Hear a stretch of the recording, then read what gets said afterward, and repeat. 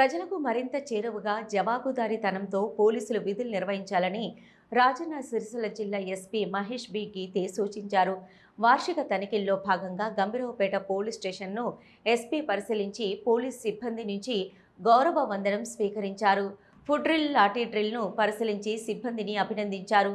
స్టేషన్లో నమోదైన కేసులు, పెండింగ్ కేసుల దర్యాప్తు, రికార్డుల నిర్వహణ, సిబ్బంది హాజరు, పెట్రోలింగ్తో పాటు రౌడీ షీటర్లు, పాత నేరస్తులపై నిఘాను సమీక్షించారు. కేసుల దర్యాప్తును వేగవంతం చేసి సాక్ష్యాల సేకరణలో నిష్పక్షపాతంగా వ్యవహరించాలని సూచించారు. సైబర్ నేరాలపై ప్రజలకు అవగాహన కల్పించడంతో పాటు దొంగతనాల నివారణకు ప్రత్యేక కార్యాచరణ చేపట్టి బాధితులకు వారి సొత్తును తిరిగి అందించేలా చర్యలు తీసుకోవాలని ఆదేశించారు.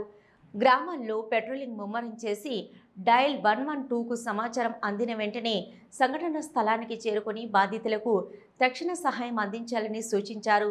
మాదక ద్రవ్యాల అక్రమ రవాణా, విక్రయాలు, వినియోగంపై కఠినంగా వ్యవహరించాలని, యువత డ్రగ్స్కు దూరంగా ఉండేలా అవగాహన కార్యక్రమాలు నిర్వహించాలని ఆదేశించారు.